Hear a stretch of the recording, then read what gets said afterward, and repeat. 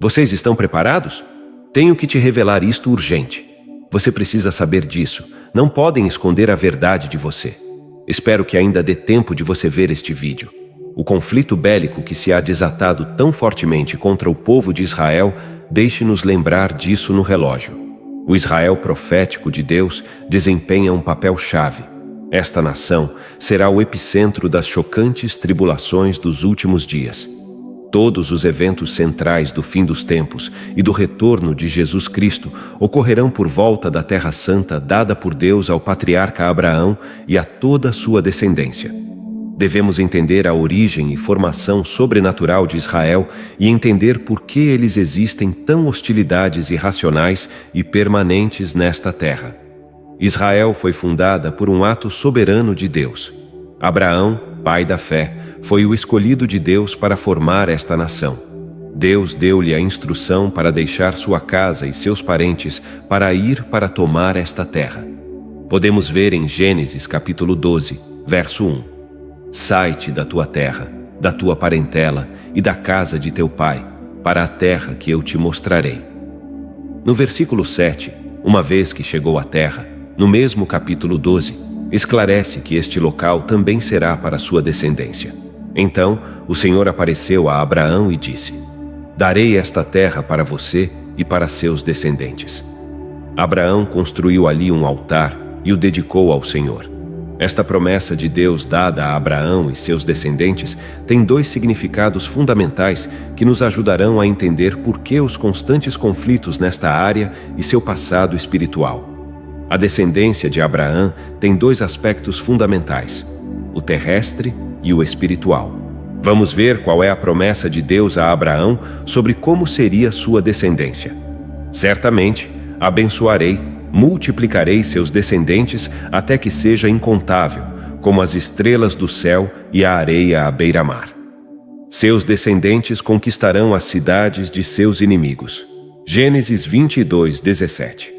Deus menciona duas coisas aqui: que seus descendentes seriam como as estrelas do céu, que iluminam com sua luz e representam os crentes em Cristo, e como a areia do mar, que representa os descendentes terrenos de Israel, cujo território está na região do Oriente Médio.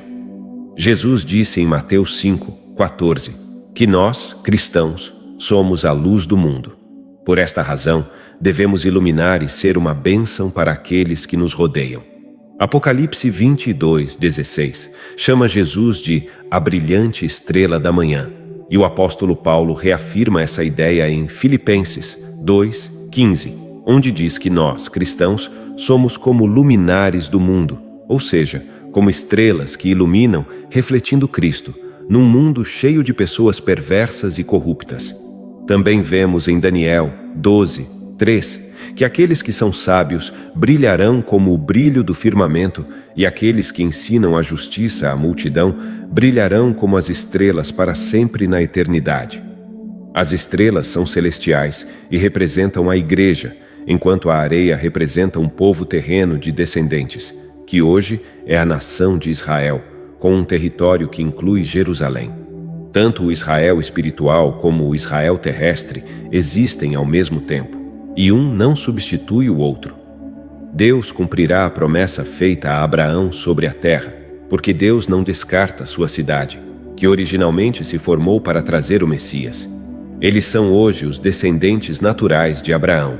Vamos falar agora especificamente do Israel terrestre. Em Gênesis, capítulo 15, podemos ver o chamado de Deus a Abraão, as promessas de bênçãos para ele e seus descendentes e o pacto entre eles. O ponto-chave neste estudo é a designação específica da terra que Deus lhes deu perpetuamente. No versículo 18 de Gênesis 15, diz: Naquele dia, Jeová fez um pacto com Abraão, dizendo aos seus descendentes: Eu darei esta terra, desde o rio do Egito até o grande rio, o rio Eufrates. Vemos em detalhes as dimensões da terra que Deus daria, esta terra física e literal, que continua sendo a promessa de Deus para a descendência de Abraão, simbolizada como a areia do mar, isto é, o Israel natural que são seus descendentes por sangue. Esta promessa foi confirmada para Isaque, o filho primogênito de Abraão, em Gênesis 26:3, e também para Jacó, neto de Abraão, em Gênesis 28:13. Deus fez um acordo eterno entre eles. Deus certificou ou selou essa promessa com um pacto de sangue feito entre Deus e Abraão, conforme descrito em Gênesis capítulo 15, do versículo 8 ao 21. Neste ato, Deus até deixou claro que esse pacto não dependia da conduta do povo de Israel, mas era incondicional e eterno.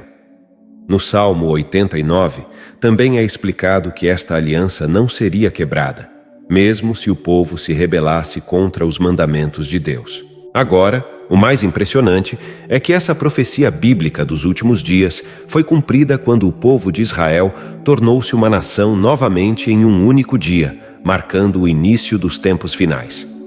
Vamos ao conflito atual.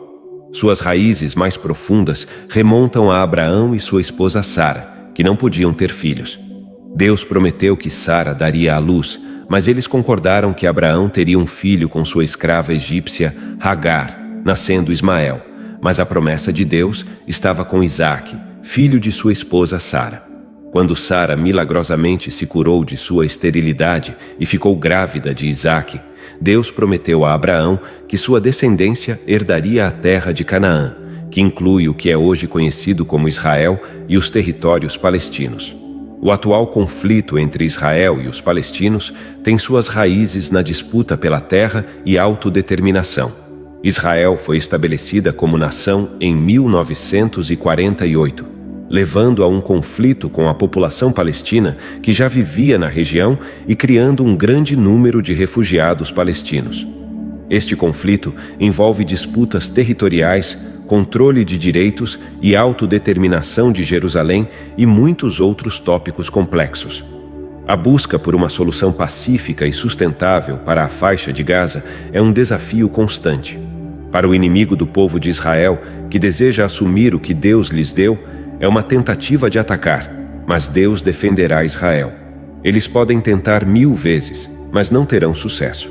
Israel é o epicentro de muitas profecias bíblicas e um lugar central na aliança de Deus com Abraão.